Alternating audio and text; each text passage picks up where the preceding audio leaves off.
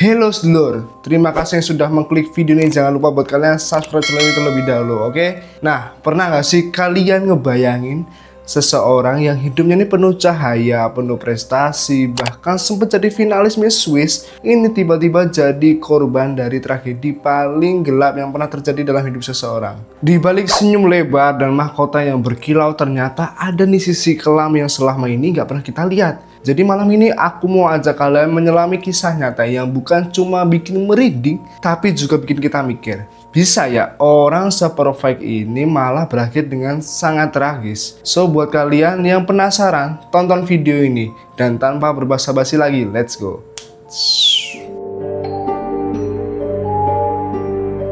Kasus ini terjadi di Swiss, tepatnya dialami oleh Kristina Joksimovic. Kristina Joksimovic ini berusia 38 tahun yang merupakan warga negara Switzerland yang lahir di Binningen, Swiss. Kristina ini menapaki karirnya dengan aktif di dunia modeling dan juga kerap kali mengambil job photoshoot. Ya karena memang si Kristina ini sangat cantik, makanya ya lumayan lah buat penghasilan tambahan buat dia. Nah dari situlah kayaknya dia ini mulai interest, mulai tertarik untuk mengikuti kontes kecantikan, dan benar sekali dia ikut, dia ini langsung memenangkan kontes kecantikan, yaitu menjadi pemenang Miss Northwest Switzerland pada tahun 2003. Nah setelah dia memenangkan Miss Northwest Switzerland pada tahun 2003, dia ini tertarik lagi, daya tariknya menjadi tambah, makanya dia pada tahun 2007 dia ikut lagi di dunia permis-misan, dan pada saat itu dia menjadi finalis Miss Switzerland pada tahun 2007. Meskipun sudah bertahun-tahun di dunia model dan karirnya di dunia model ini juga cukup oke, tapi sepertinya Kristina ini memiliki otak yang cukup cerdas, cukup mumpuni, sehingga dia pada saat itu mendirikan bisnis, yaitu pelatihan dan konsultasi untuk para calon model di Switzerland. Jadi bisnisnya itu kayak untuk melatih orang-orang yang mau ikut kontes kecantikan seperti catwalk, dan dia juga ini sempat jadi pembimbing Miss Swiss 2013, yaitu Domini Rinderknecht, yang saat itu dia berkompetisi untuk Miss Universe. Apa nggak sudah?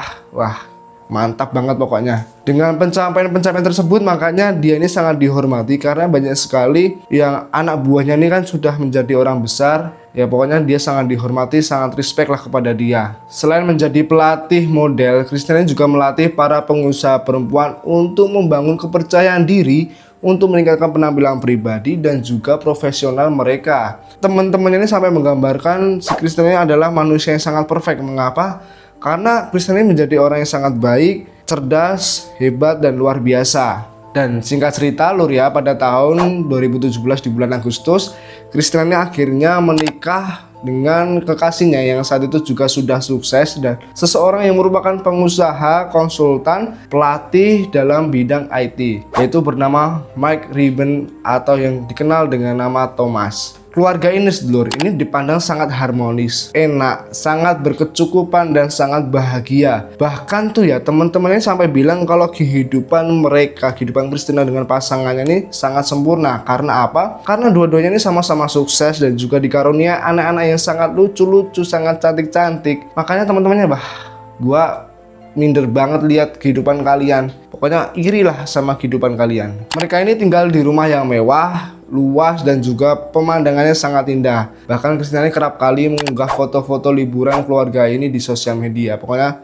ya seperti keluarga cemara gitulah. Ya sangat-sangat diimpi-impikan oleh semua orang. Tapi sedulur, siapa sangka di balik kesempurnaan yang beredar itu tentunya banyak pula yang tidak diperlihatkan di media sosial. Jadi ya kita tahu sendirilah bahwa sosial media itu adalah dunia maya. Jadi memang kita nggak bisa menilai seseorang 100% itu di dunia medianya, di sosial media. Pasti ini sangat berkebalikan dengan apa yang ditampilkan. Karena apa gua bisa bilang seperti ini? Karena Kristina Joksimovic ini kehilangan nyawanya dengan cara yang sangat tragis dan bahkan gak pernah ada di benak manusia pada umumnya. Jadi pada saat itu, pada hari Selasa 13 Februari 2024, tepatnya di malam hari, Kristina ditemukan oleh seseorang yang bisa dibilang pihak ketiga, yaitu ayahnya sendiri. Nah, kenapa sih ayah ini bisa tahu?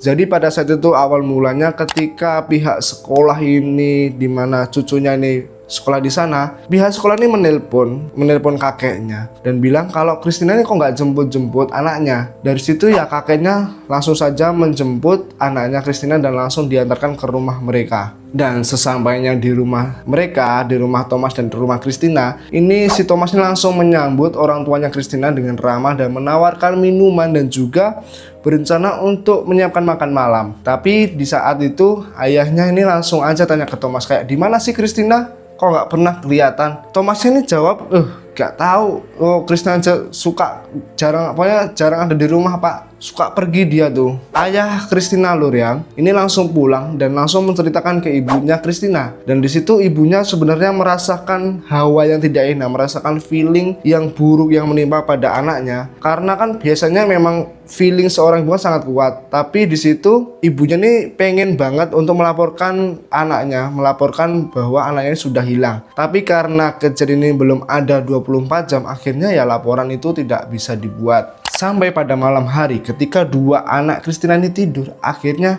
ayah Christina ini datang lagi ke rumah Christina dan memeriksa semua sudut ruangan yang ada di situ dan membukanya satu persatu. Dan di situ ayahnya juga memeriksa ruang suci yang ada di bawah tanah nih. Di situ ayahnya menemukan ada rambut pirang yang terlihat di dalam kantong sampah. Dan pas dibuka, delalahi, apa coba? Isinya itu adalah potongan kepala Christina dan otomatis bapaknya ini langsung shock, langsung menjerit. Wah, di situ dia langsung keluar, langsung menjerit sekeras-kerasnya supaya orang yang lewat situ itu juga lihat. Dan dengan apa yang dia tahu, akhirnya ayah Christina ini langsung melapor ke pihak kepolisian. Dan tak lama kemudian dari situ ya polisi langsung datang untuk mengecek di tempat kejadian perkara. Tetapi sesampainya di sana, para petugas yang datang ke TKP ini amat sangat bingung. Mengapa? Ya, karena saat itu lur ya, jasadnya ini ditemukan dalam keadaan sudah terpotong-potong. Bahkan jasadnya ini sudah gak lengkap. Tapi para penyidik tidak diam begitu saja dan mereka ini menduga bahwa korban ini dicekek sebelum akhirnya nyawa korban hilang. Nah terus lur, jasadnya yang tersisa itu dibawalah ke pihak berwajib untuk dilakukan otopsi. Pelaku dari kematian Christina ini, kalau kalian tahu ya memang tidak lepas dari orang-orang terdekatnya. Yaitu siapa coba? Ya betul sekali, tersangkanya nih adalah suaminya sendiri yaitu Thomas. Jadi memang sehari setelah kejadian si Thomas ini langsung ditangkap dan dibawa ke kantor polisi untuk dimintai keterangan sebenarnya apa sih yang terjadi pada si Christina tadi. Dan pada saat diinterogasi lur ya, si Thomas ini mengakui bahwa memang dialah yang memang sudah menghabisi nyawanya si Christina. Tapi di situ si Thomas kayak macam play victim lah. Dia mengklaim bahwa tindakannya ini merupakan sebagai perlawanan terhadap Christina karena pada saat itu si Christina ini mau mencoba untuk menyerang dan membunuh si Thomas dengan sebuah pisau. Makanya Thomas melawan dan akhirnya si Christina yang terbunuh. Ya pokoknya lur ya, setelah Thomas ini memberikan pengakuan itu, hasil ahli forensik ini keluar dan hasilnya ini sangat bertentangan sekali dengan apa yang disampaikan oleh si Thomas. Karena laporan forensik ini mengatakan bahwa kematian Christina ini memang betul kehilangan nyawanya dengan cara dicekik, kemudian tubuhnya ini dipotong-potong di ruang cuci dengan alat gergaji ukir, pisau, dan gunting kebun. Dan lebih ngerinya lagi lur, adalah sebagian tubuhnya si Christina dicincang dan beberapa bagian tubuhnya itu dihaluskan dengan blender tangan. Apa nggak medeni pol? Dan si Thomas ini juga melarutkan sisa-sisa dagingnya itu dengan bahan kimia guna menghilangkan barang bukti biar tidak ditangkap polisi. Tapi ya namanya sepandai-pandainya tupai disumput, ya gimana sih pribadi, sepintar-pintarnya tupai menyumputkan bangkainya pasti akan ketahuan juga. Memang bener-bener si Thomas ini psikopat. Dan hasil forensik itu ditunjukkan ke Thomas kayak ini kok beda sama apa yang kamu sampaikan. Makanya dari situ Thomas ini langsung mengakui bahwa memang kronologinya sesuai dengan data forensik. Tapi ya tetap saja di sini si Thomas ini mencoba untuk membela dirinya lagi, kayak masih gak terima gitulah. Nah sebulan kemudian pada bulan Maret 2024 dilakukan nih rekonstruksi kejadian. Tapi lagi-lagi si Thomas ini mengatakan kepada penyidik bahwa si Christina ini ditemukan Thomas sudah dalam keadaan tak bernyawa. Dan memang karena Thomas ini panik makanya dia melakukan hal itu semua, melakukan aksi kejamnya itu. Sumpah sih kasus ini di luar nalar, kayak ada orang semacam kayak gitu ya. Amit-amit lah ya, semoga kalian dijauhkan dari mara bahaya. Kasus Christiana dibawa ke pengadilan dan putusan pengadilan federal pun mengatakan bahwa Thomas ini memang bersalah. Dan Thomas juga sudah mengakui tentang apa yang dia perbuat, yang dia lakukan terhadap istrinya sendiri. Tapi pada saat itu belum ada putusan untuk Thomas, jadi ya Thomas ditahan dan akan dilakukan investigasi lebih lanjut. Makanya pada 11 September 2024 setelah Thomas ditahan selama 7 bulan nih, Thomas mengajukan banding akan tetapi ditolak oleh pengadilan federal Swiss di Lausanne karena memang si Thomas ini ada indikasi gangguan mental yang terlibat dalam kasus ini. Katanya perilaku Thomas di hari itu menunjukkan kesediaan besar untuk menggunakan kekerasan dengan tingkat kriminalitas yang sangat tinggi dan kurangnya empati juga, berdarah dingin juga, karena itu dapat ditunjukkan setelah dia menghabisi nyawa istrinya sendiri lur. Selain itu juga lur ya, dalam sebuah wawancara, kejaksaan pada saat itu mendapatkan bukti bahwa Thomas ini sudah melakukan kekerasan sebelum membunuh si Christina. Ia mengaku bahwa telah mencekik istrinya, mencengkram leher istrinya itu dan membenturkan kepalanya ke dinding berkali-kali. Bisa kalian bayangkan?